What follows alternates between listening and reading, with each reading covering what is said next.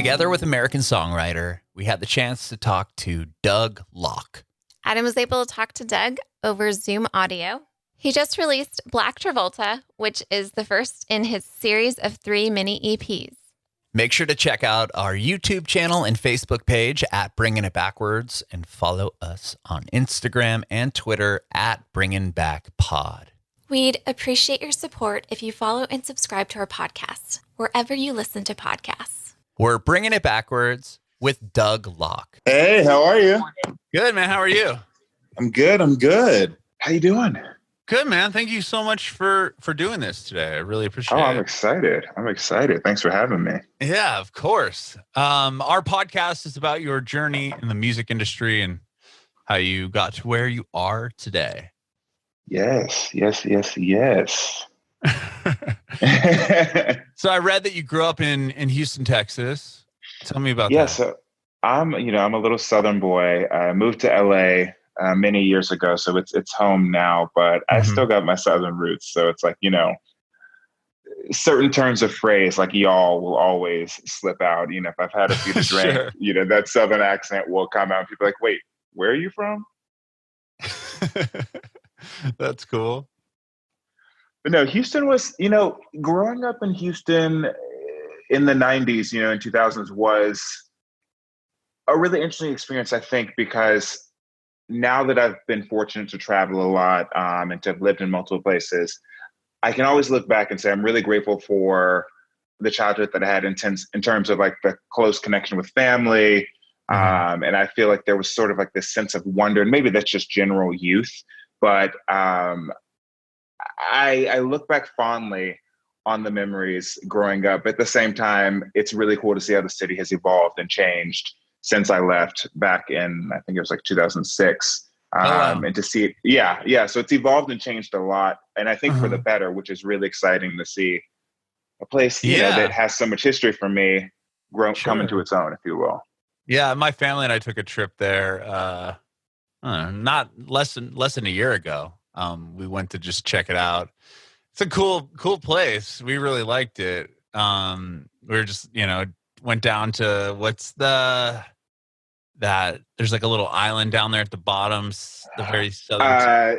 Galveston. Yeah, that's Galveston. Okay. I have really fun memories of Galveston. So Galveston, for those who don't know, is this coastal community about 45 minutes outside of Houston. And so growing up, that was, if we wanted a little weekend trip with my dad, we would drive out to Galveston. I have all these memories of fishing and going into the Gulf. And then I think this was around maybe 2000, we actually had a beach house in Galveston for a little while. And I have many really fun memories about like going to the Strand and like just the simple things. And like, I felt like time passed at a slower pace then. So you just took me back. Yeah, it's a cool town. It's really cool. I mean, it has some really old homes and structures. And really beautiful architecture. Yeah, that main drag there with all the cool little shops and bars and stuff. We thought it was rad. My God. Yeah. Oh, we lived for it. So okay, that's called the Strand that you're talking about. It's like got shops and bars. Yeah. I remember when we were kids. I grew up in a house. I'm one of 5.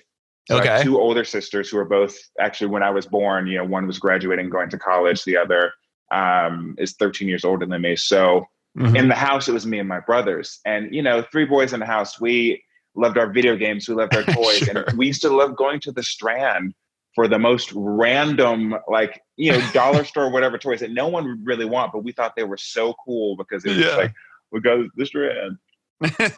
Yeah, it was cool, man. I thought it was really a cool little area, and like just how you had to get there. You kind of went across like this bridge, and just seeing like all the the swamp area kind of surrounding it. I thought that was pretty rad. You were taking me. I haven't been back to Galveston in a minute, so thank you for that little memory. Sure, yeah, we liked it there, man. We thought Houston was really cool.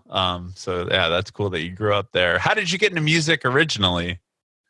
So I grew up in a house where music was always present. So we always, every function, every get together, every birthday, every holiday, there's always music. There was always dancing. And I'm a performer at heart. Even though I was really shy, like really, really shy, like all throughout elementary school, Mm-hmm. when I was at home, I loved performing. And so, we loved our pop stars, we loved our MTV, we loved all of that. And so I always had a passion for it, but was really, really shy to even think about trying to step one foot into it. And I actually have to say, I'm from Houston, Queen Bee, Miss Beyonce, Uh-huh. inspired me to do music. And I'll tell you why. So again, Houston connection. Beyonce's mom, Tina Knowles, used to own a salon called Headliners Salon. And my mom was a client of hers and a friend of hers. So she was always getting her hair done. And as kids, we hated it because we'd go into the salon, we'd want a babysitter, but we'd bring her a little Game Boy or comic books and just, whatever. So this is back in early mid-90s before Destiny's Child. And the girls were in a group called Girls Time, and they'd always be in the salon. And we thought they were like superheroes. They were like the coolest, like these, slightly older. So I guess they were like early teenage girls who, were in this pop group and they were singing. And we thought it was just the coolest thing. Long story short, because they were family friends of ours, to sort of see someone who we knew go through this journey of becoming artist and have all the success inspired me. And I was like, you know what? Like, whereas it would have been probably an impossible seeming dream based off of most of my surroundings, because not to say that there isn't an arts community in Houston, but there's not a lot of people, especially then, doing music at that level. Mm-hmm. But seeing someone that we knew do it just made me think, yeah, fuck it. I want to give this a go. Yeah. Wow. So that group Girls Time. It was called Girls Time. Yeah. Girls Time before Destiny's Child. Yeah. So they used to play just in the salon. In the salon, they would, they'd sing, they'd dance. Beyonce's younger sister Solange used to wash my hair. They would give us yeah. It's funny to say it now because like Solange is such a huge star in her own right. But yeah, I know. It's one of those things where I feel like we were probably some of their first like super fans, because they're maybe, I don't know, roughly 8 to 10 years older than me, maybe ish. So we always looked up to them. I used to draw pictures of them. I'm totally nerding out right now. I was a total fan, but it was cute because they would give us backstage passes. We'd see them at the meet and greets, and it feels like a really innocent, magical time from past. Sure. And now it's like I look back at old photos of me and Beyonce when we were like kids, and I'm like, what? How did this happen? That is insane. Beyonce is like the biggest, biggest star in the world. Right yeah. So no pressure, right? Oh my God. Wow. That is insane. So you'd go, your mom obviously was good enough friends with them to where you get like backstage passes and you get to go check them out and play and stuff. It was amazing. I still remember. So this was, I don't remember the year, but it was when Minute Maid Park, which was, I want to say it was Enron Field and then became Minute Maid Park. It's the baseball venue. Yeah, for the Astros. Yeah, Astros. So it was the ribbon cutting.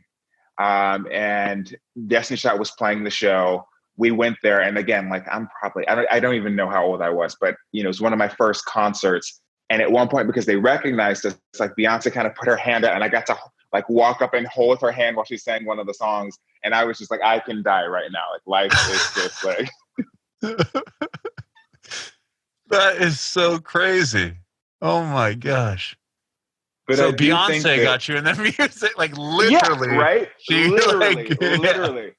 It's not like you heard Single Ladies and you're like, oh yeah, this is rad. I want to do this. Like you literally saw her singing in a salon. That's insane. Yeah.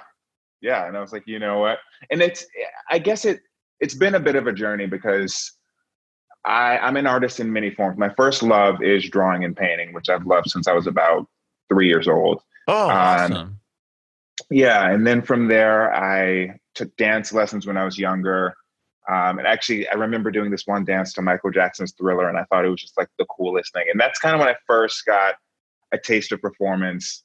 And then in high school, I started acting. I started doing theater and whatnot. And that's sort of when I came out of my shell, which ultimately led to music. And I think that, again, while it was always a passion, and even though I'd had that example of, again, Beyonce, Destiny's Child, I still was like super shy about singing in public and all of that. But it just was such a strong passion in me that I started writing. I just started writing poetry first, which then turned into lyrics and melodies. And when I was in college, I used to do all these open mics, all these talent competitions. So I went to Occidental. It's a small liberal arts school in LA. And about twice a year, they would do these big talent events. So one of them was called Apollo Night, like Showtime at the Apollo.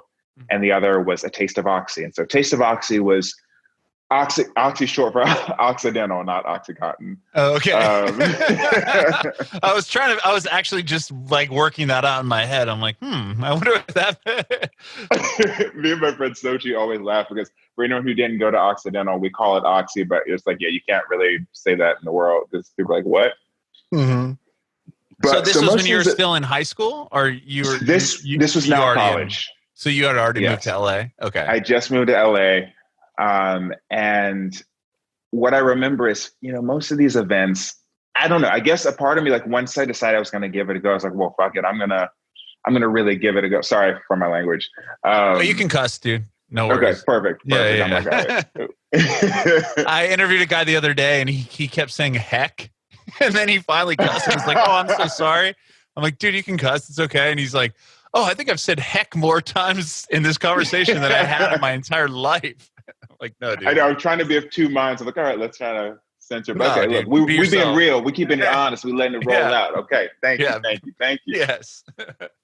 So most of the other performers at these events, it was kind of like a coffee shop kind of vibe. So, people would be singing songs with an acoustic guitar, great and super chill. But I also have this theatrical nature to me. So like, when I decided I was going to do this, I was like, all right, fuck it. We're going to really go for it. So there was wardrobe changes. There was backing dancers. There was a guitar set on fire one time. Shit happened.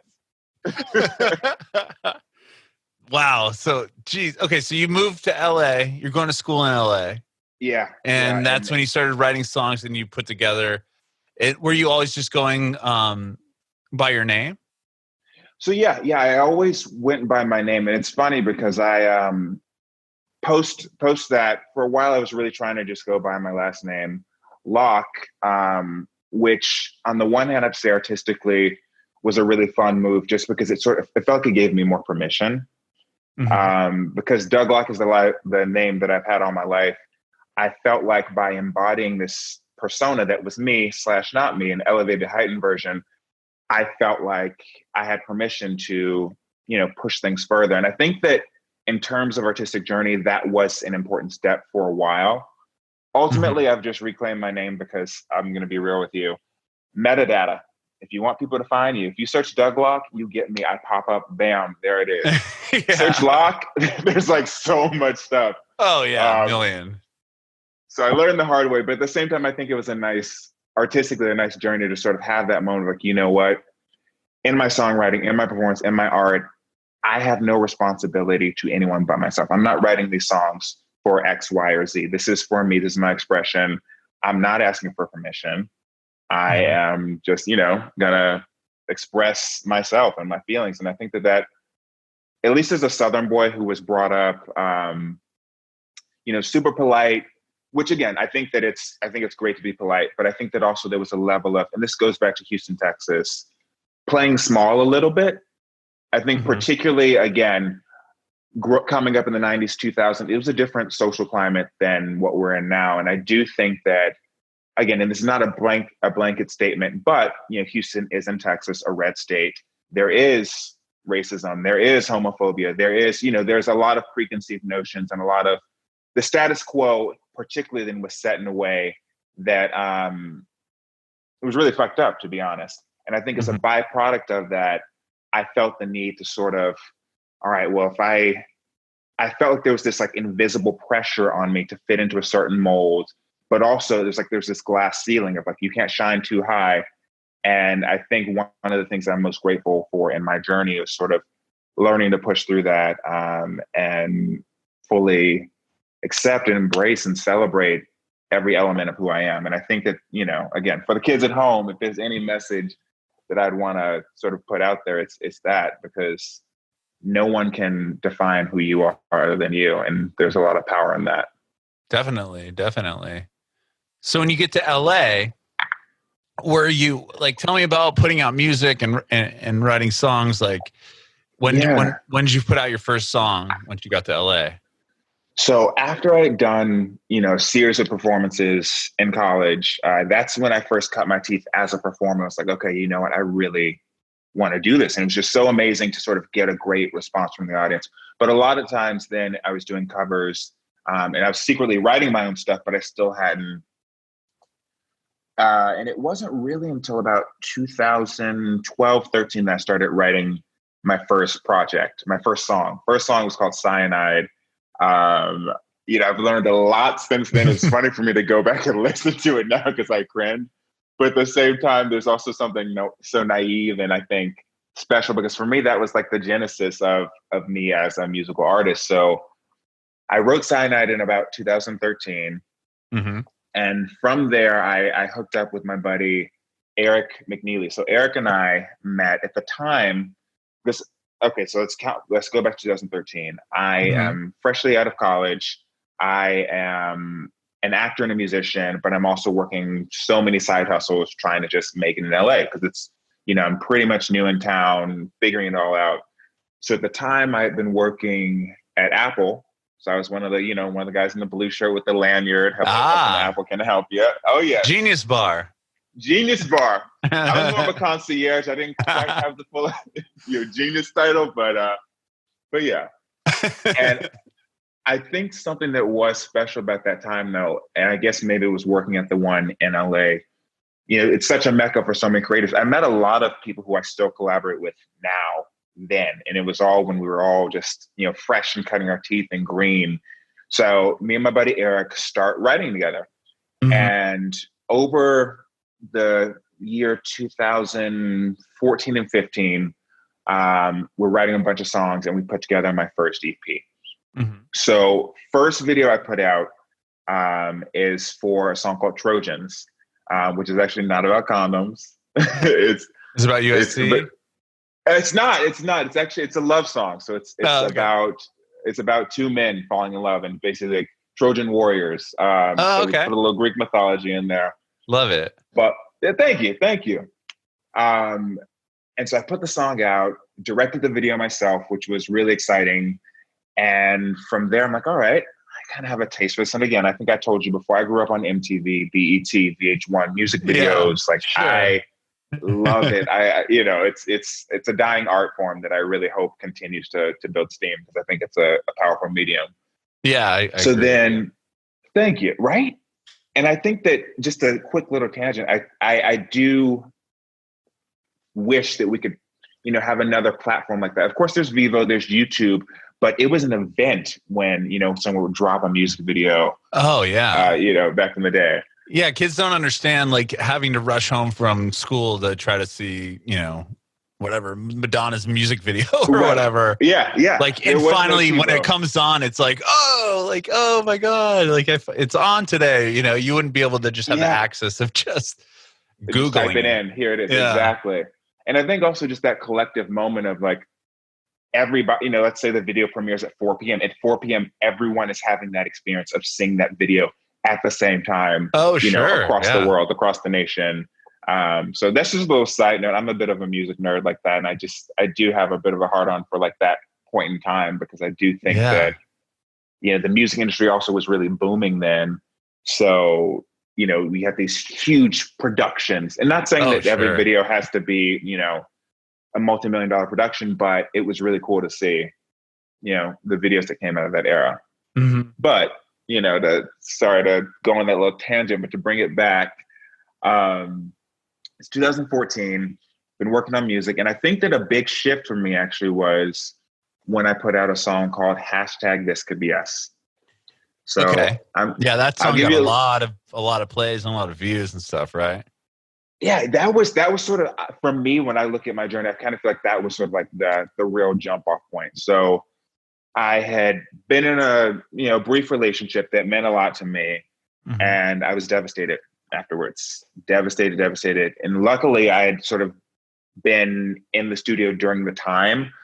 So I had gone in one day and part of it had come to me, I guess, like the night before. So I came in with maybe a few lyrics, concept. And Eric and I are just like banging out ideas, trying to figure it out. And at one point, I kind of show him the Prince meme. I'm like, we could be so happy. Like, this could be us, but you playing. And I don't know if y'all remember, like, there used to be this meme, Prince and Apollonia on my motorcycle, hashtag this could be us. And we looked at each other and we were like let's fucking do it. And I think one of the things that's magical about the song is like, it doesn't take itself too seriously, but it also still has some heart. Like, it came from a very real place. The lyrics are a little more somber, but the production is kind of beachy pop. So you get this juxtaposition where you can find yourself sort of dancing to it, and then you hear the words. Kind of like Robin. I think she does that really well, where it's like, okay, I'm dancing. It's like, oh shit, this is like kind of sad. Right. Where the lyrics don't really demonstrate or illustrate what the song is kind of saying.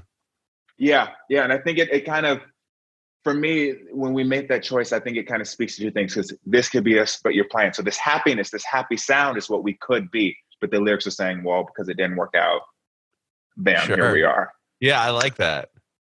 Thank you. Yeah. And so that sonically, once I heard that, I was like, oh, this is a new sound. Like, I kind of want to chase more of this. I think that was when we sort of cracked the pop shell, because for me, I consider myself a pop artist, but also I love pop music. This pop music's ever evolving. Pop is short for popular. So it's like with this, well, I'll get to that in a bit later, but with pop music, I think that it's great because you can borrow from so many elements, and I have really eclectic taste. So to be able to kind of pull from this, pull from that, and figure out how I fit in that realm was really, really fun. But I think that things really elevate. So again, we've got this song that I'm really stoked on. And so I'm like, all right, time to do the video. And again, I've always been really hands-on with my videos. I've been fortunate to work with a lot of really great people. So I had come up with a rough concept. I created a mood board, and I met up with my buddy Bubba, fellow Texan. I actually met him through my cousin, but fellow Texan, Brian Fish, Bubba Fish. And so he hears the song, he loves it, and we're talking about this concept. And so ultimately, I think I probably maxed out my debit card or my credit card. I put all my money into this video. I was like, all right, here we go. Like, let's do this music video. And I had no expectation other than to express myself. I was like, all right, I think this is a really important story. I think that it felt really fresh, because again, now we're going back to 2014. I wanted to tell this story of two guys who meet in the summer of 1969. One's black, one's white. And I chose 1969 because it was right after the Civil Rights Act and integration had just started. And I kind of want to explore like what that relationship would have looked like. So it's these two guys who meet on the beach. One's a lifeguard. My character is this Jimi Hendrix inspired free spirit, and they have a summer romance. And the video sort of flashes back and forth between past and present and sort of shows what could have been. And, again, I had such a great time working with Bubba on the video and his whole team with Klinger Digital. And so we put this video out. And I'm also really nervous just because as an artist, I felt like I was exposing another part of my soul and really putting myself into it. And at this point, we were at a tipping point in terms of queer representation, but we still weren't in the landscape that we're in today. And it was overwhelming, the response. So the video ended up premiering with the Huffington Post, which was awesome. And from there, so many outlets picked it up. Graham Norton retweeted it. It was this like viral sensation, which again, for me, I'm at that point, a green artist who's just put out, new music, and to have something bubble up and basically get all this attention overnight was a super surreal experience, but also really validating in the sense of not only like that people like my song, which obviously is amazing. That's great. But not even about that, but to know that like with this, like I chose to be really honest, vulnerable, and put my heart in it. And that's what people respond to.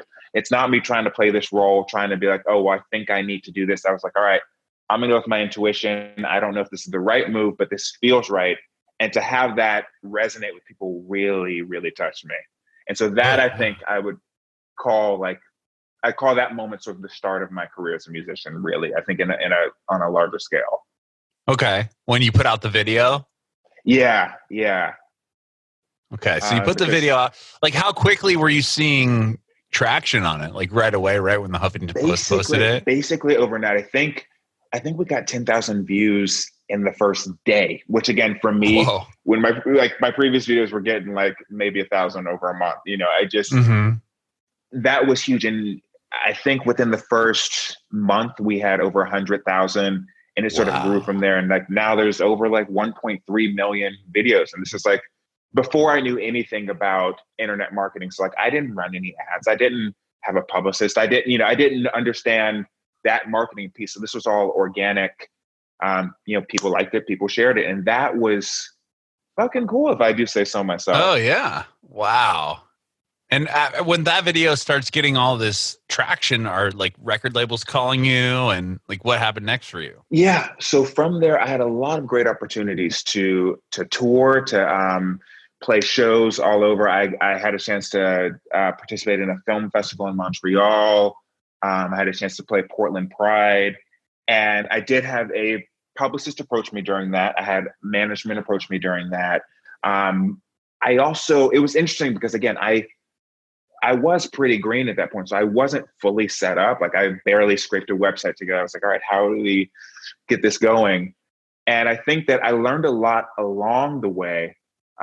Didn't find quite the right fit in terms of management. But I think that from there, again, I think that there's a lot of power in failing forward. So again, I just was like, all right, this feels right. This feels right. Was it always the right choice? No.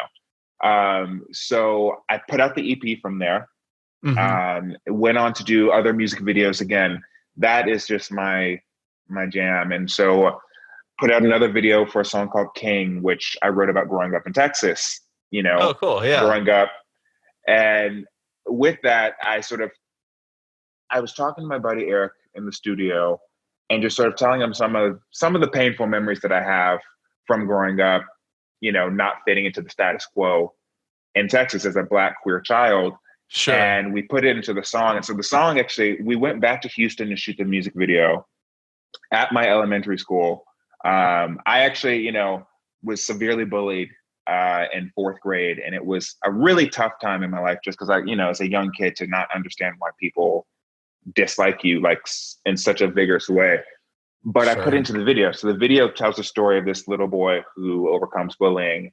And that one also went on to go viral. And it was really cool because I kind of felt like, all right, like I'm using sometimes things that hurt me, sometimes things that were lovely, but things from my life, I'm transforming it into song and then a visual. And I think that for me, the thing that's meant the most to me beyond view counts or plays or whatever like that, I don't really get too strung out about the metrics, but over the years, I've gotten such beautiful fan messages on Instagram, on my website from people who have listened to my music and it's helped them through a tough time. Like one was a young man who fled his country in Africa, and he saw the video for King, and he just was saying like how that was so inspiring for him when he had to leave because of anti-gay sentiment that was in his home country. I've had this young man in Italy, and this one really touched me, who told me that he was going to commit suicide, and he saw the video for This Could Be Us, and it changed his view. And it showed him that he is deserving of love, and that he could have love in his life. And there's been so many powerful moments like that. And for me, like that is the greatest gift that I could ever ask for in terms of like something that, again, I created for it to mean something to someone else in a significant way. And I think that that's what the first project kind of was all about, because it really was just me expressing myself. Wow. I mean, that must be, very validating to get messages like that. And people are really responding to what you're saying and stuff. That's really awesome. Thank you.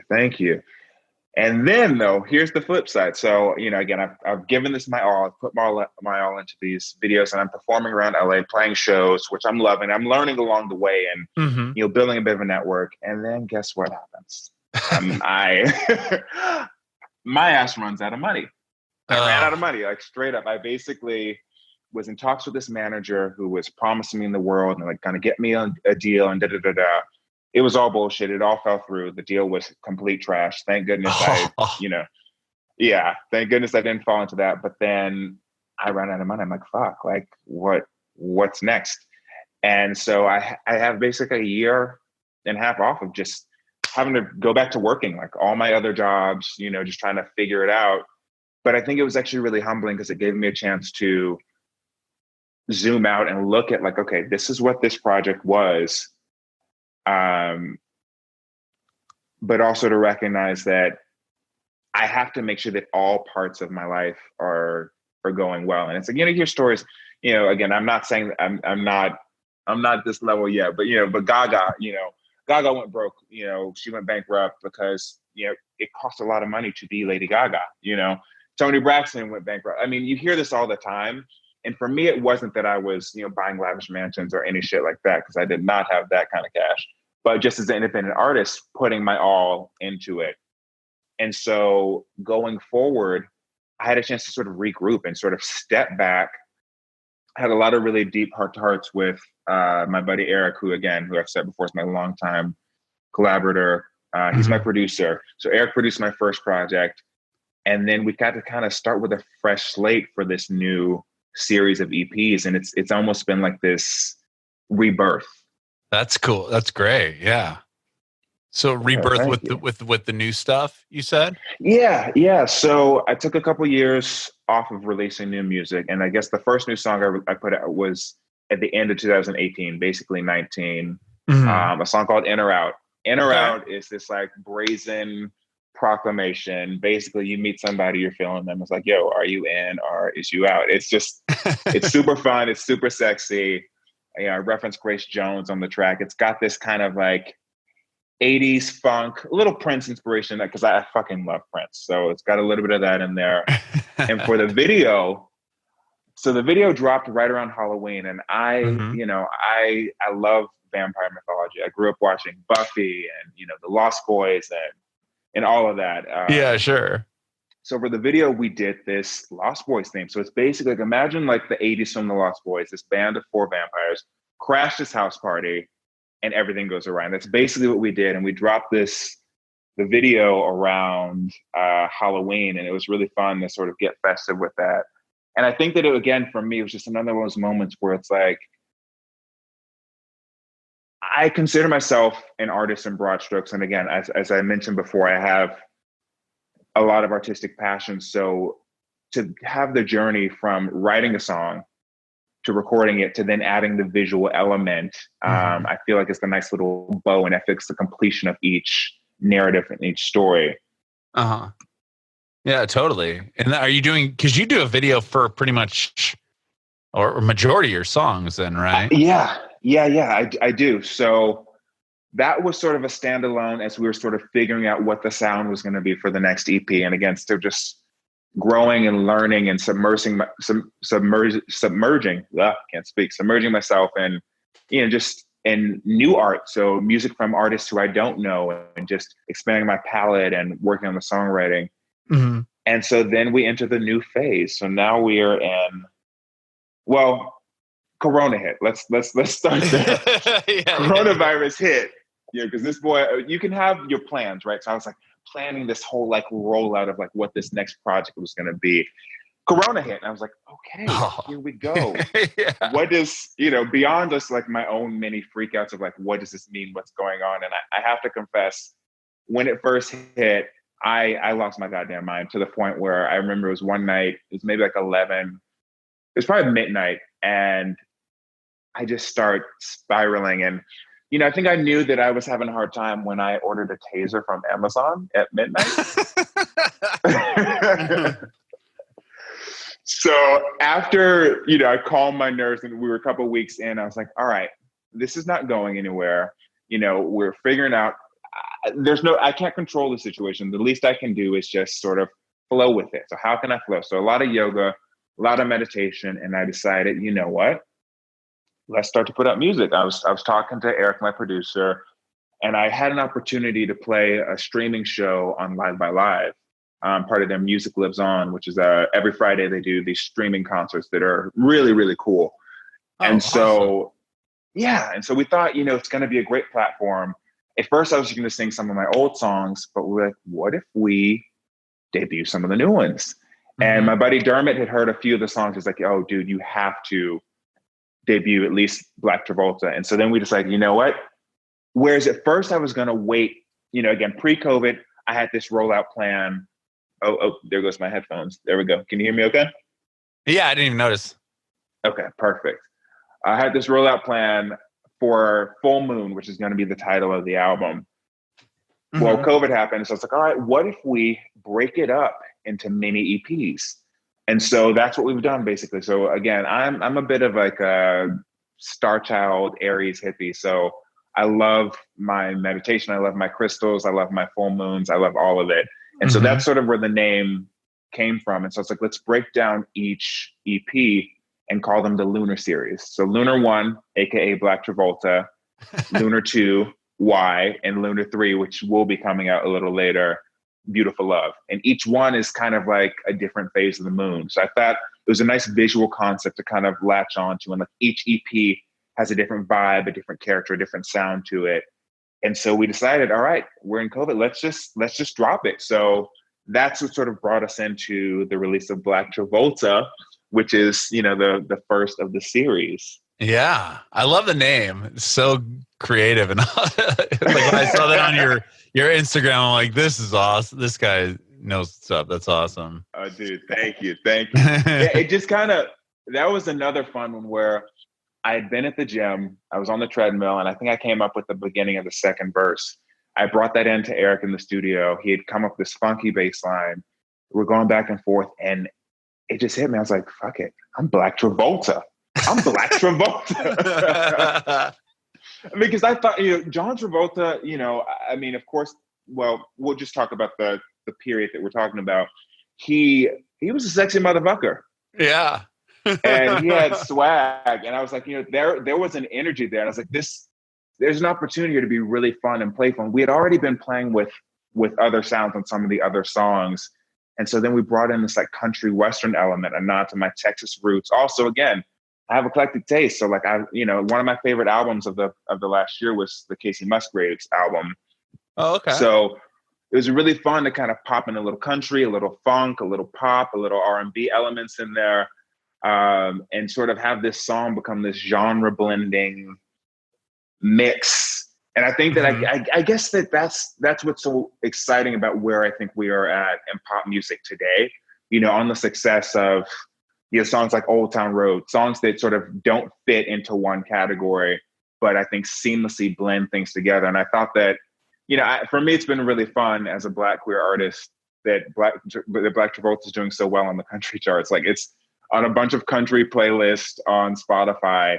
And I think it's fun that all of these worlds can sort of blend together, especially because country historically, has tried to exclude. Yeah, it's Black it's cool that performers. the genres are starting to cross over a bit like that, like you said with your songs and with Old Town Road, and how it's kind of making that they're bridging the gap there. Yeah, and I think that in many ways it's part of this long trajectory. If you go back to Aerosmith and Run DMC, yeah. Or I remember Jay-Z and Linkin Park Numb Encore. I remember when yeah, you remember they put out that whole record together, right? Yeah, that was awesome.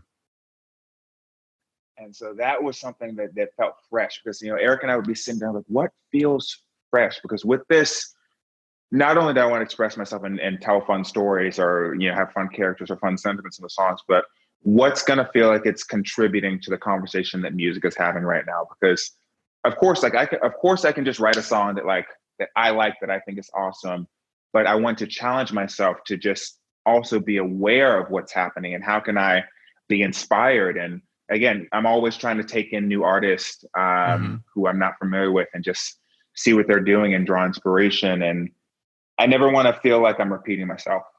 Yeah, that's good. And then you just released Lunar 2, right? Which is just the two songs. Why and hashtag say their names.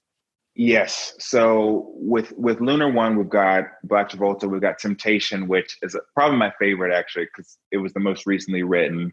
And we've got Roll Them Windows, which is just like a funky hip hop smooth driving track.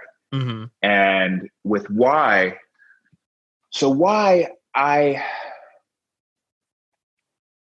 wrote, Eric and I started writing the song about a year ago, actually. I had come over to the studio. I had the intention of doing the dance song that day. And the news had just broken about another one of the senseless killings, one of the violent attacks. And I was devastated. Sure. And I think I actually like broke down crying. Like Eric and I were just talking about it. I was telling them stories just from my own personal experience and just all the national stories.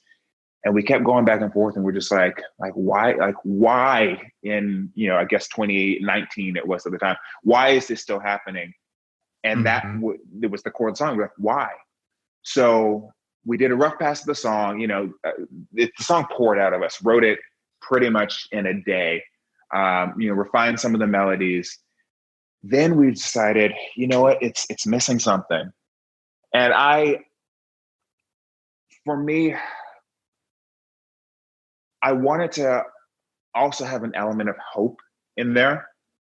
So we ended up hiring this gospel choir to sing the word love, to be the hook. And that was a really magical story, because it all started with a woman in Eupora who Eric had met, who was basically our like magical connector who put us in touch with all these other amazing vocalists. And it was, again, one of those things where we could feel everyone's love and energy going into it, between me and Eric's and writing it, between my vocal performance, between the wonderful ladies who sang on the choir. Mm-hmm. Everyone who's had something to do with it has really resonated with the message and put something into it. So the song had just been sitting, basically, because I knew it wasn't right for Lunar 1. I wasn't sure when I was going to drop it. And then the news of Ahmaud Arbery, Breonna Taylor, George Floyd, and even the Central Park incident with Christian Cooper, all that happened in the midst, again, of a global pandemic. And I was just like, I can't hold this song in any longer, because in many ways, this song is my response to this. And so we did another pass, a little bit of tweaking on it, and just like, I was like, it just needs to be born. And at first we were going to put out as a one shot, as a single. And then I just thought about, again, how unfortunately George Floyd isn't and won't be the last. And I had been doing my own activism throughout, and it came to me. I was like, you know what? I want to have the second track just be a tribute to some of the people who have fallen, because unfortunately, we don't know all their names. But most of them I remembered from when the stories happened, but some of the people who I chose to name happened before me, including like Emmett Till and James Byrd. I was a child when James Byrd happened in Jasper, Texas. Mm-hmm. But what I did in preparation for that one, and we kept it super simple. It's just a simple keyboard part with me reciting the names, but I researched every person and what happened to them, so that I could have some context as to who they were and think about them as I said each one of their names, just sort of put that energy onto the track so that these people won't be forgotten. And so that song is really just an acknowledgement and a tribute to them. And we're going to be donating 50% of the proceeds from all of Lunar 2 to Black Lives Matter Los Angeles and to the movement. Wow, that's really cool.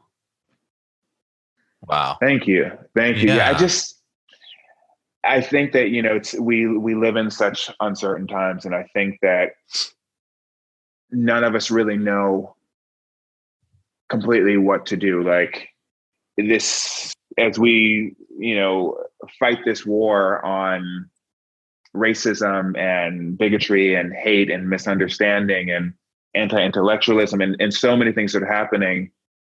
Um, my dad was a civil rights activist, so I come from a home where we spoke about these things a lot.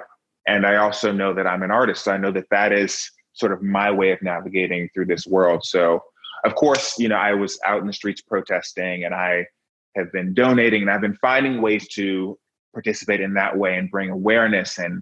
But I also felt like for me, I wanted to use my voice as an artist and create art from, inspired by what's going on, but also hoping to open minds, because I think it's interesting that now we're in a place where it seems like not just America, but the world is ready to have the conversation. But unfortunately, a lot of this is not new. It's new to some of us, but it's not new. But I think that we're now in a place where people are listening. And I think it's, it's because the video of George Floyd's murder was so damning. There was none of this bullshit about like him having to be a model citizen to be worthy of life, because I feel like in the past, so many times you see this use of excessive brutality, force, and people are like, oh, well, what did they do? No one deserves to be murdered at the hands of the cops. Like, I don't care what they do. No matter what. Right. Right. And I think that this is the video that's sort of changing that. And so, yes, I think that that's sort of where my head is at right now. And the lyric video is coming out on Friday. And first, I'm excited say their name or why? For why. Okay. So yeah, the lyric video, which has been a great tool, because again, throughout COVID, I haven't been able to shoot any music videos because it's not safe, and safety is something that's really important to me. And it's not worth it right now. Right. But I've been working with my buddy Dylan, who I went to college with, actually. He's an amazing editor with Sizzle Tree Productions. And we've collaborated on lyric videos for all the songs for Black Travolta, and now for Why as well. And so I'm really excited for that to drop. And then if things slow down, if things get to a place where it's safer, we're making plans to do the music video. Very cool. And do you have volume 3 written yet, or are you still? So it's just the next. Yeah, it's about half written. During the beginning of the first weeks of COVID, my producer Eric and I were doing weekly writing sessions over Zoom. So we've written the songs. I haven't been able to go over to record them in the studio yet, but that's been great. So it's like we've got a jumping off point, but I also am excited for the opportunity to now write a couple more songs that are influenced by where I'm in my life today. It's like 2020 has been a motherfucker. We've all been through a lot this year. And I think that, like the songs that I may have written for that to fill out the rest of the EP prior to all this are we're all changed by this. We're all different people. So I think that there's an opportunity to move forward with that and hold space. And I do think that it's just a situation where the timing is just happening as it should. Sure. Do you feel like you have songs that are written that you don't feel like will work on the next record because of the current, climate? Like, yeah. You know what I mean? So some of them, they don't quite fit the theme. Some, like I have this song called Monster that I haven't put out yet. And it is just a fucking hard rock track. It's almost like Trent Reznor meets James Brown with the vocals. And it's so fresh. Rad. I love it. It doesn't quite fit what Lunar 3 is going to be. So it's like, I don't quite know what to do with that song yet. I do see it having a life, and I'm excited to share with everybody, but it's also just sort of putting it together and, just recognizing that the benefit of having this time that we all have right now is that we get to really be in choice. And it's not like I have a deadline, like what I have has to be. It's like, no, what best fits this? And I think that with Lunar 3, we're really exploring different types of love because it's called Beautiful Love. And so I really kind of just want to jam on that as a concept a little bit more. Mm-hmm. But I am excited because one of the songs that I've written that's most likely going to be on there is it came to me after a breathwork session. So I have this amazing friend named Susan who is a breathwork teacher. And so throughout COVID, she's been offering online breathwork classes. And for those who aren't familiar, breathwork is this amazing way of connecting to your breath. You do what's called a 3-part breath. You meditate, there's music, and I hadn't done it before, but it triggered such an emotional release. And I think that, again, there was such heaviness, and there is such heaviness surrounding what's coming. Because, I mean, look, Kanye West just announced his presence. Like, we don't know what the fuck is going on in the world right now. Like, shit is just wild right now. Yeah, I did see that he even was able to get like a loan for like $2 million, I think. Are you kidding? Yeah. Like he just obtained it for something. So he's probably getting his political team together. Never would I guess. Never would I guess. Never would I have guessed. Yeah. Yeah. Shit is just buck wild right now. I know, man. It's wild. I think that, the song, it just came to me at the end of the breathwork. I was like, be kind. And so with this one, again, it's a little bit of genre blending, but it's also like a call to not to arms, but to action for people to like rise up for what they believe in. But like, we got to be kind to each other. Sure. And I've been listening to a lot of Marvin Gaye. Such a prophet, such a timeless artist. And, one of the things for me that's been really inspiring in working on some of these newer songs is I remember I was in I was in Malibu. Mm-hmm. I had gone up because throughout this, it's important to just be in nature when I can. And I was talking to my friend Tamsin, and we had just been listening to Marvin Gaye's What's Going On, which is a song I've heard, probably thousands of times, at least hundreds. I love the song so much. And I heard it in a new way because of what we are living through right now. Even though, of course, I understood in a generalized sense, like, oh yeah, okay, this is about this, because I never lived through a movement like this. The words landed on me in a completely fresh way, and that really has inspired me going back into the studio. Nice. Yeah. So what is your plan for recording this? Just when COVID ends, just try to get back in the studio? Yeah. So basically, Eric, my producer, and I, we both have been very vigilant. As we get into the middle of the month, if he and I have both been able to successfully quarantine for 2-3 weeks, Mm-hmm. Both know that we're in health, and if we're not seeing anybody else, we can maybe begin discussions about the two of us going to the studio, just the two of us, taking every precaution. That would be ideal, but again, as numbers surge, I say that today, but it may not. In 3 weeks, it just may not be safe. So sure, we're just kind of staying in touch with each other, because the fortunate thing is he has a home studio, so we're able to really control and limit who we're exposed to and the amount of people who are in there. But then it's just, again, it depends on what my travel plans are, his travel plans are, any family that he plans to, it's bigger than just he and I. And so just really trying to be mindful about being safe. Sure. Yeah. Amazing. Well, I can't wait to hear what you have planned for Lunar 3. The first 2 EPs are great. I'm sure it's going to be awesome. Yeah. I appreciate you talking with me today. It's been great. Thanks for having me. Yeah. It's good to just kind of have a little human connection during this time of isolation. Yeah, totally right. I have one more question. I want to know if you've been kind of doing this throughout the whole thing, but I want to know if you have any advice for aspiring artists. Yeah. If I had any advice for an aspiring artist, trust yourself. Trust yourself. And when I say that, what I mean is, at the end of the day, we all have that sort of inner voice that kind of tells us if we're like hitting the mark or not.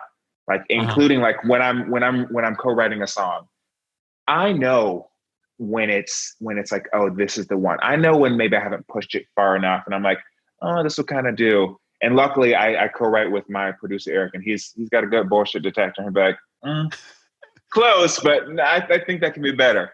You know, so really, but then also it's like every choice I think that I've made thus far that's sort of beginning to set me apart and form who I am as an artist has come from my heart, my soul, my core. No one can do that. You know, no group of suits can tell you this is who you're going to be. You can try.